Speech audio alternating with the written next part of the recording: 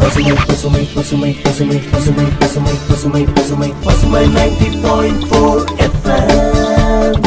உங்களை முன்னேற்றும் நோக்கோடு பயணிக்கும் பசுமை 90.4 FM. இனி என்றும் உங்களோடுதான். இந்திய விடுதலை நாள் அமுதப் பெருவிழா, இந்திய அரசின் விஞ்ஞான் பிரசார் அறிவியல் பலகை, தமிழ்நாடு அரசின் அறிவியல் தொழில்நுட்ப மையம், பசுமை 90.4 இணைந்து வழங்கும் சிறப்பு தொடர் நிகழ்ச்சி அறிவியலோடு விளையாடு. இது அறிவியல் உண்மைகளை எடுத்துக் கூறும் சிறப்பு தொடர் நிகழ்ச்சி. அத்தியாயம் 7. நிகழ்ச்சியில் உங்களோடு கவிவலவன். எவ்வளோ நேரம் தான் கண்ணாடியே பார்த்துட்டு இருப்ப? சீக்கிரம் கிளம்பு, போலாம். பொறு அவ்வளோதான். பொம்பளை பிள்ளை நானே கிளம்பிட்டேன், நீ கிளம்புறதுக்குள்ள. சரி, வா போலாம்.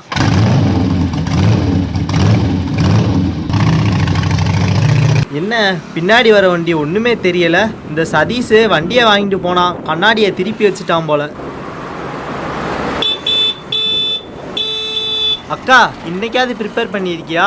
ஆமா, இன்னைக்கு என்ன கிளாஸ் எடுக்க போற? திருக்குறள் தான். திருக்குறள் பெருமையை சொல்ற திருவள்ளுவ மாலை பாடல இருந்து ஸ்டார்ட் பண்ண போறேன். அது என்ன பாட்டு சொல்லு பாப்போம். திணையளவு போதா சிறுபுல் நீர் நீண்ட பனையளவு காட்டும் படித்தால். இததான் இன்னைக்கு சொல்ல போறேன். வீட்டுல கண்ணாடி, வண்டியில கண்ணாடி, இப்ப இதுலயும் கண்ணாடியா? சரி. அட ஆமாடா, இதுலயும் ஆடி தத்துவம் இருக்கு. இந்த பாடல்ல என்ன ஆடி தத்துவம் இருக்கு, தமிழ் இலக்கியங்கள்ல ஆடி பயன்பாடு எப்படி இருக்கு, அதெல்லாம் நம்ம கூட பகிர்ந்துக்கிறதுக்காக வர்றாரு முனைவர் சங்கர நாராயணன், கௌரவ விரிவுரையாளர், காந்திகிராம கிராமிய நிகர்நிலை பல்கலைக்கழகம்.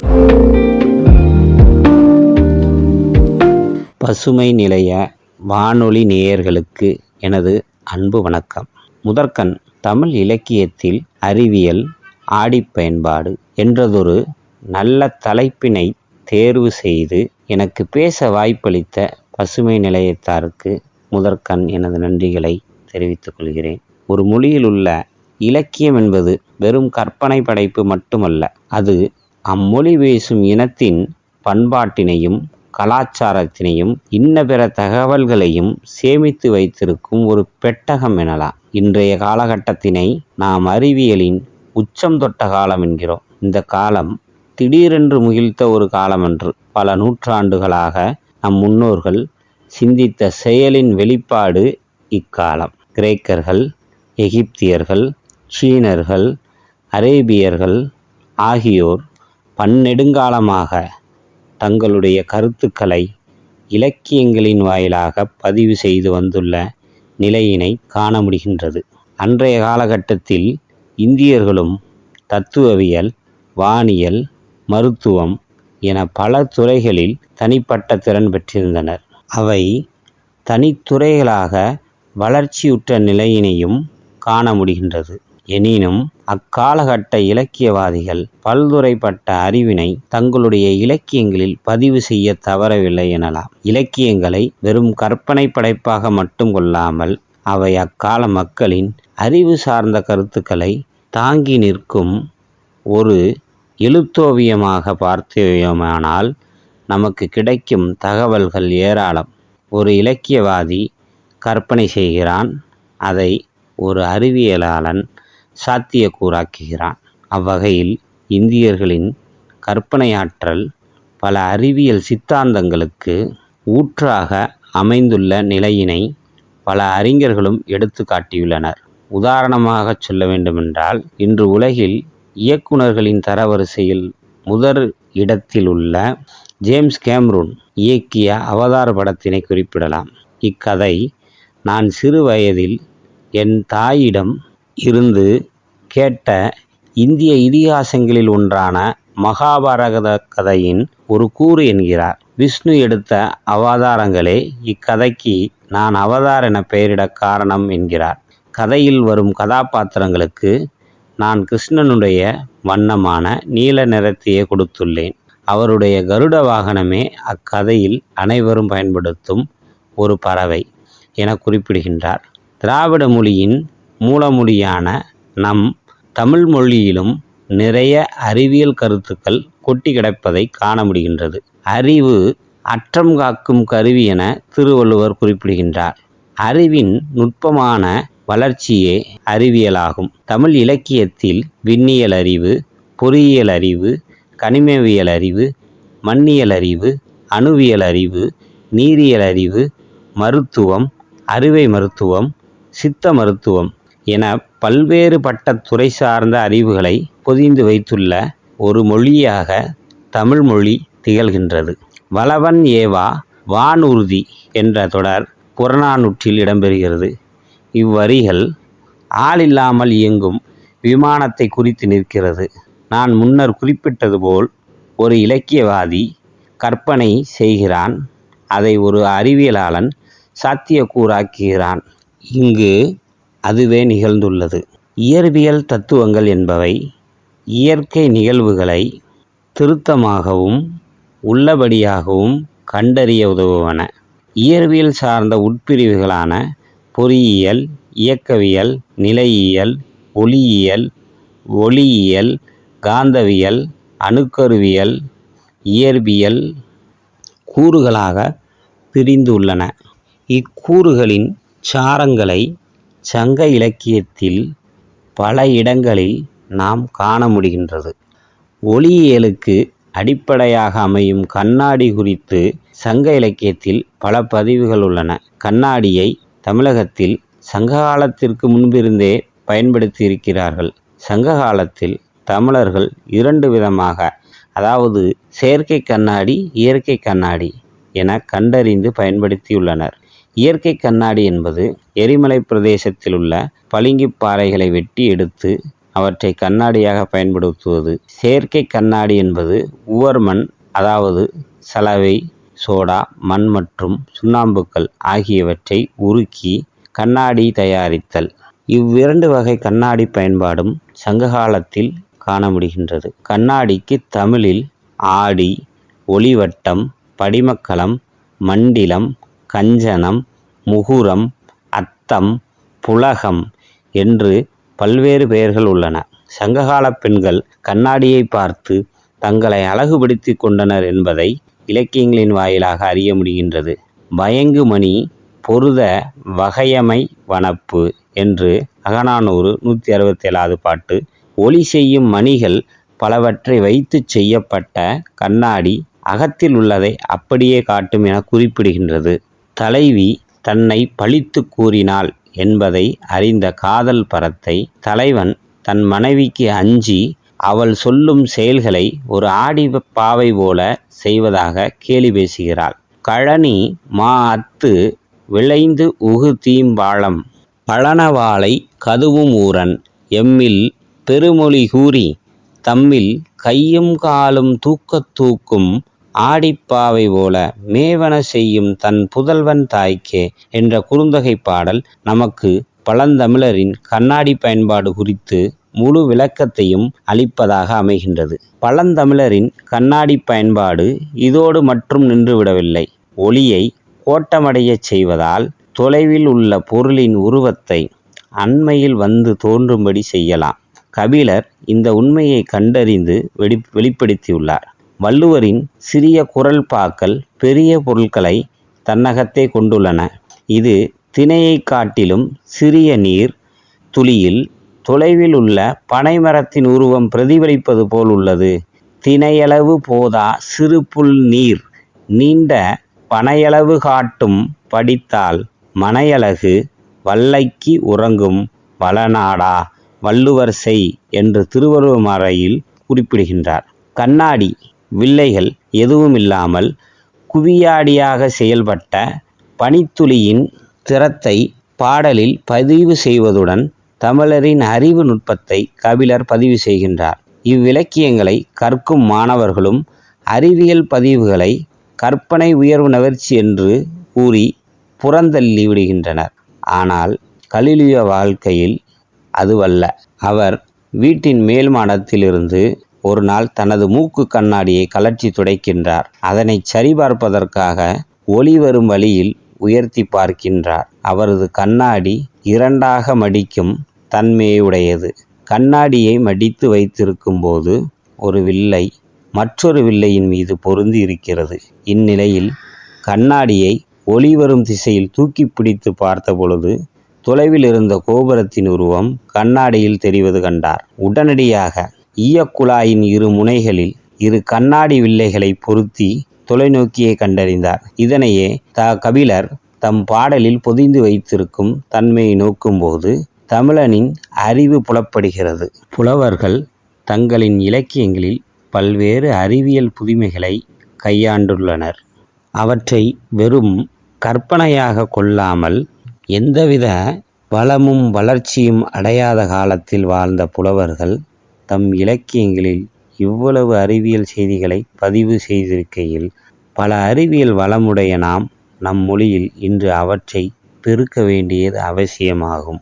ஒரு இலக்கியவாதி கற்பனை செய்கிறான், அதை ஒரு அறிவியலாளன் சாத்தியக்கூறாக்குகிறான். பசுமை நேயர்களுக்கும் நிலையத்தாருக்கும் எனது நன்றிகளை கூறிக்கொள்கிறேன். நன்றி. பேராசிரியர் அவர்களுக்கு நன்றி. அறிவியலோடு விளையாடு, அறிவியலோடு விளையாடு. ஆயிரம் ஆயிரம் அறிவியலு அன்றாடத்துல கொட்டி கிடக்கு. ஆயிரம் ஆயிரம் அறிவியலு அன்றாடத்துல கொட்டி கிடக்கு. ஆயிரம் ஆயிரம் அறிவியலு அன்றாடத்துல கொட்டி கிடக்கு. குக்கரில் கும்மாலும் போடுவது அறிவியலு, இருட்டலும் ஒளியாக மின்னுவது அறிவியலு. குக்கரில் கும்மாலும் போடுவது அறிவியலு, இருட்டில் ஒளியாக மின்னுவது அறிவியலு. ஆயிரம் ஆயிரம் அறிவியலு அன்றாடத்தில கொட்டி கிடக்கு. ஆயிரம் ஆயிரம் அறிவியலு அன்றாடத்தில கொட்டி கிடக்கு.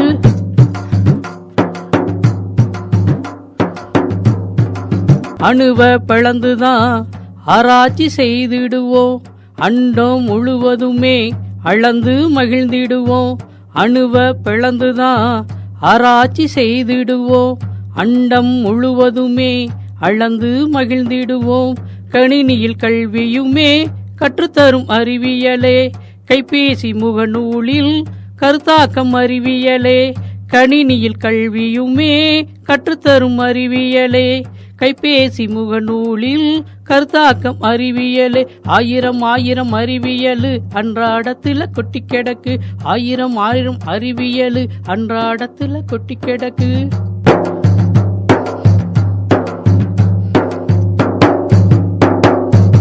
விவசாயம் செய்திடுவோம், விண்ணிலே பறந்திடுவோம். விவசாயம் செய்திடுவோம், விண்ணிலே பறந்திடுவோம். விளையாடுவோம் விளையாடுவோம், அறிவியலோடு விளையாடுவோம். விளையாடுவோம் விளையாடுவோம், அறிவியலோடு விளையாடுவோம். விண்ணிலே பறந்திடுவோம், விவசாயம் செய்திடுவோம். விவசாயம் செய்திடுவோம், விண்ணிலே பறந்திடுவோம். விளையாடுவோம் விளையாடுவோம், அறிவியலோடு விளையாடுவோம். ஆயிரம் ஆயிரம் அறிவியலு அன்றாடத்தில கொட்டி கிடக்கு. ஆயிரம் ஆயிரம் அறிவியலு அன்றாடத்தில கொட்டி கிடக்கு.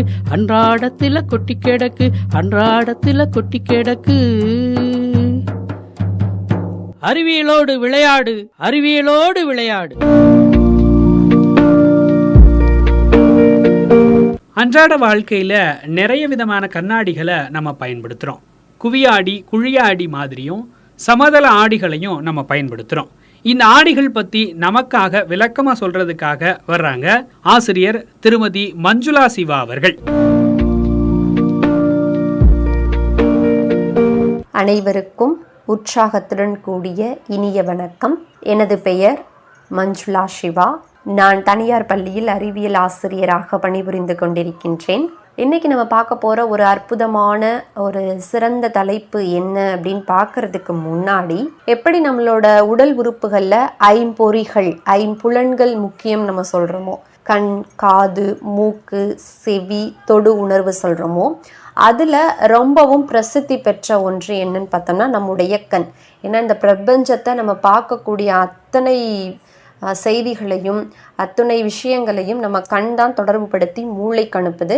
அதன் மூலமாக நம்ம ஒவ்வொரு பார்வை திறன்களையும் பகுத்து ஆராய்ந்து வாழ்க்கை நடைமுறைகளை நடத்திக்கிட்டு இருக்கோம். அந்த வகையில் கண் சொன்ன உடனே நம்ம எல்லாருக்கும் ஞாபகம் வருவது என்ன அப்படின்னா ஒளி அப்படின்றது. அறிவியல்ல ரொம்ப முக்கியமான தலைப்பு அப்படின்னா இந்த ஒளி அப்படின்றத சொல்லலாம்.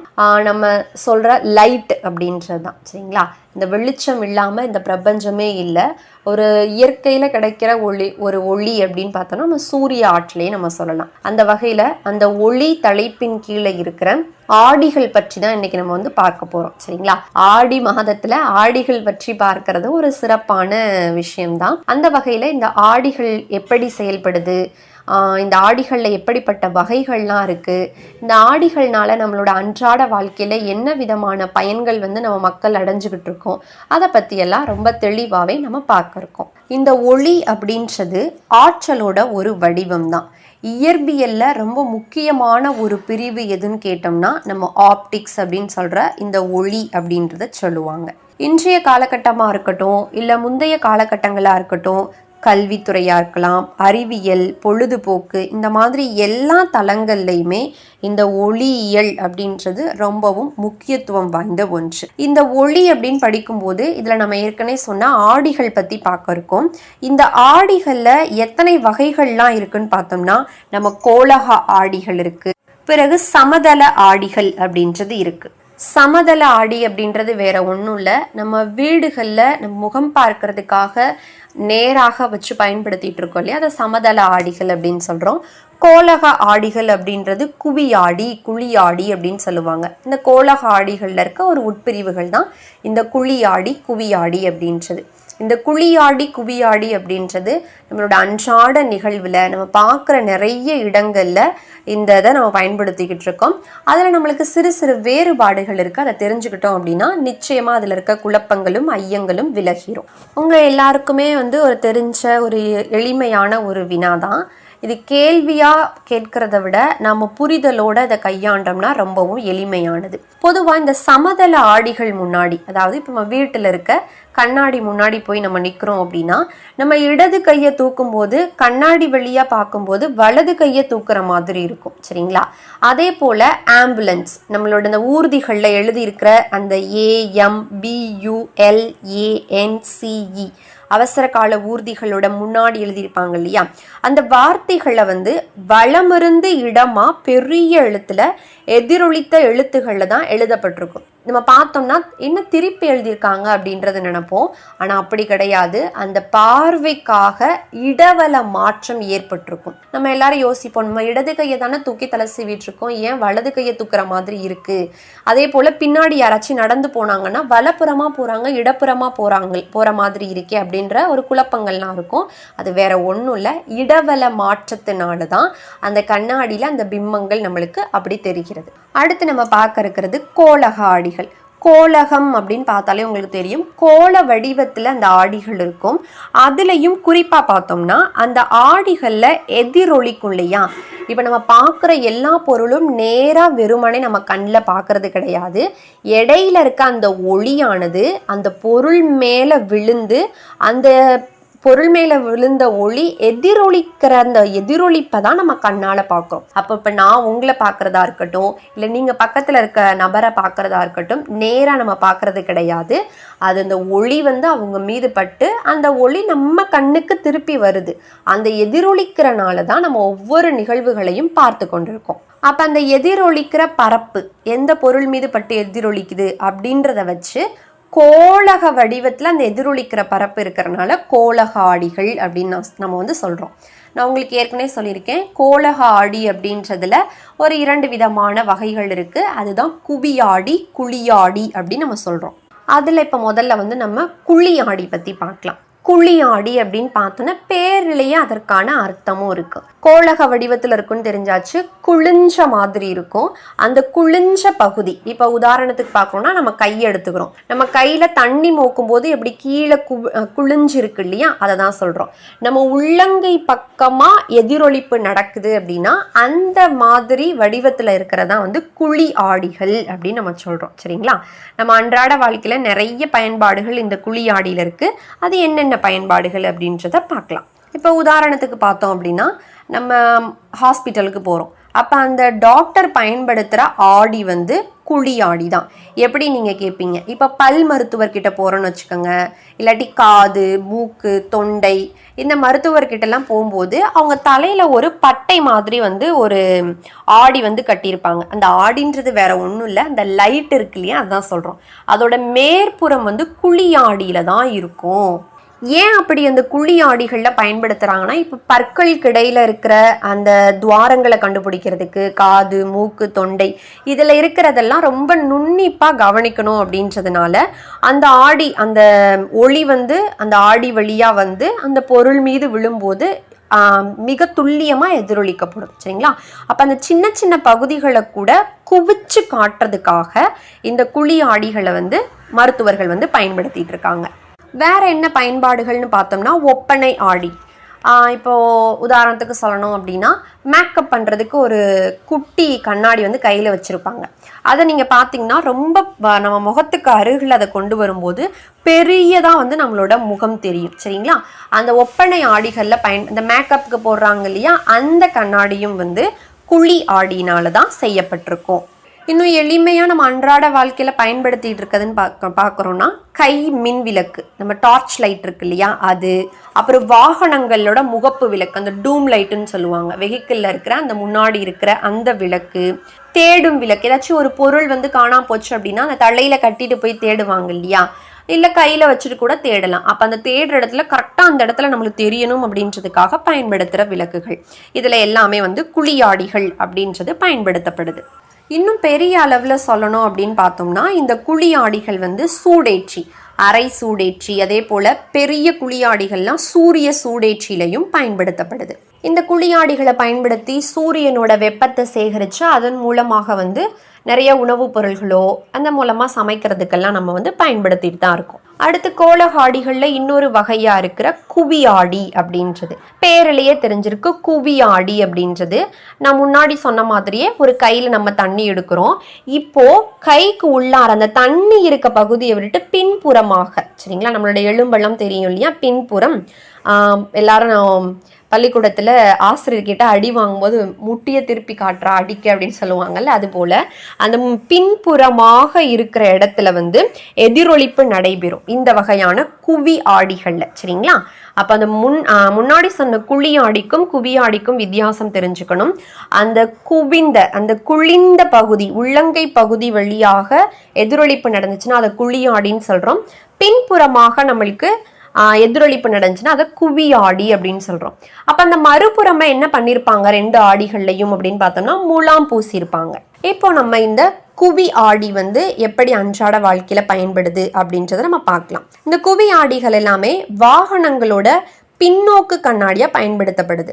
இப்போ நம்ம 2 வீலர் இருக்கட்டும், 4 வீலர் ஆகட்டும், அந்த பின்புறமாக என்ன வாகனம் வருது அப்படின்றது தெரிஞ்சுக்கிறதுக்காக ஒரு கண்ணாடி இருக்கும் இல்லையா, வாகன ஓட்டுநர் வந்து பார்த்துட்டு வருவாங்கல்ல, அந்த கண்ணாடிகள் எல்லாமே குவி ஆடினால ஆக்கப்பட்டது தான். நீங்கள் நல்லா கூர்ந்து கவனிச்சிருந்தீங்கன்னா தெரியும், வாகனம் ஓட்டும் போதும் இல்லை மற்றவர்கள் வாகனம் ஓட்டும் போது இந்த கண்ணாடி வழியாக பார்த்தா ரொம்பவும் சின்னதாக வந்து பின்னாடி இருந்து வர வாகனங்கள் வந்து நம்மளுக்கு தெரியும். இதில் ரொம்ப ஒரு அற்புதமான தகவல் என்னன்னு பார்த்தோம்னா, அந்த கண்ணாடியில் அந்த குவி ஆடியில் என்ன எழுதியிருப்பாங்க அப்படின்னு பார்த்தோம்னா, objects in the mirror and are closer than they appear அப்படின்னு கொடுத்துருப்பாங்க. அதாவது ஆடியில் பிம்பம் தோன்ற தொலைவை விட பொருள் வந்து ரொம்ப பக்கத்தில் இருக்குது. அந்த கண்ணாடிலேருந்து பார்க்கும்போது தூரத்தில் அந்த வண்டி வர மாதிரி இருக்கும், ஆனால் பக்கத்தில் வரும், சின்ன உருவத்தில் காட்டும் அப்படின்றத எழுதியிருப்பாங்க. சரிங்களா? அப்போ அதை எப்படி நம்ம புரிஞ்சுக்கணும்னா, ஒரு பெரிய பரப்பை சின்ன இடத்துல குவிச்சு காட்டுது, அதுதான் அந்த குவி ஆடியோட வேலை. அதே போல் இந்த போக்குவரத்து சாலைகளில் இந்த வளைவு பகுதிகள்லாம் இருக்கும் இல்லையா, அந்த வளைவு பகுதிகளில் இப்போ மலைப்பாங்கான இடமா இருக்கட்டும், அங்கே எல்லாமே இந்த குவி ஆடிகள் அப்படின்றது பயன்படுத்தப்படுது. ஏன்னா சாலைகளில் பாதுகாப்பான முறையில் வந்து வாகனங்கள் கடந்து போகணும் அப்படின்றதுக்காகவும், மலைப்பகுதிகளில் அந்த குறுகிய சாலைகள், அந்த கூர்ந்த வளைவுகள்லாம் இருக்கும் இல்லையா, அங்கே அந்த முன்னாடி வர வாகனங்கள்லாம் பார்க்க முடியாது, அப்போ இந்த ஆடிகளை வச்சு தெரிஞ்சுக்கிறதுக்காகவும், அதே போல் நம்ம கடைகளுக்கெல்லாம் போகிறோம் இல்லையா, இல்லையா, அந்த கடைகள்ல வந்து ஆள் இல்லாம இருக்கிற பகுதிகளை கூட இந்த கண்ணாடிகளை வச்சு கண்காணிக்கிறதுக்கும் நம்மளுக்கு இந்த குவி ஆடி அப்படின்றது ரொம்பவே பயனுள்ள விதத்துல இருக்கு. இந்த அற்புதமான இந்த நேரங்கள்ல நீங்க ஆடிகள்ல இந்த குழியாடி குவி ஆடிகள் அப்படின்றத பத்தி ரொம்பவும் அற்புதமா தெரிஞ்சிட்டு இருப்பீங்க அப்படின்னு நம்புறேன். நம்ம இன்னொரு நிகழ்வுல ஒரு அற்புதமான தலைப்போட சந்திக்கலாம். அது வரைக்கும் உங்களிடமிருந்து விடைபெறுவது நான் மஞ்சுளா சிவா. நன்றி. ஆசிரியர் அவர்களுக்கு நன்றி. ரெண்டு பேரும் போட்டுக்கிட்டு இன்ஃபர்மேஷன் அள்ளி கொடுத்துட்டு இருக்காங்க இல்லையா? ஆமா அக்கா, எவ்வளோ இருக்கு. இதெல்லாம் தெரிஞ்சுக்கிறதுக்கு ரொம்பவே ஆர்வமா இருக்கு. நிஜமாவே அறிவியல் அற்புதம் தான். இந்த அறிவியலோடு விளையாடு சிறப்பு தொடர் நிகழ்ச்சியை பத்தின உங்களுடைய கருத்துக்களை பசுமை வானொலி 90.4 H2/30 RM colony second cross Dindigul அப்படிங்கிற அட்ரஸ்க்கு எழுதி அனுப்பலாம். இல்லைன்னா 9486974747 அப்படிங்கிற நம்ம பசுமை வானொலியோட வாட்ஸ்அப் நம்பருக்கு அனுப்பலாம். இது இல்லாம பசுமை FM அப்படிங்கிற FB, இன்ஸ்டாகிராம், ட்விட்டர் பேஜ்கள்லயும் உங்களுடைய கருத்துக்களை நீங்க பகிர்ந்துக்கலாம். இன்னொரு நிகழ்ச்சியில உங்களை சந்திக்கும் வரை உங்களிடமிருந்து விடை பெறுவது உங்கள் அன்பு தோழன் கவிவலவன்.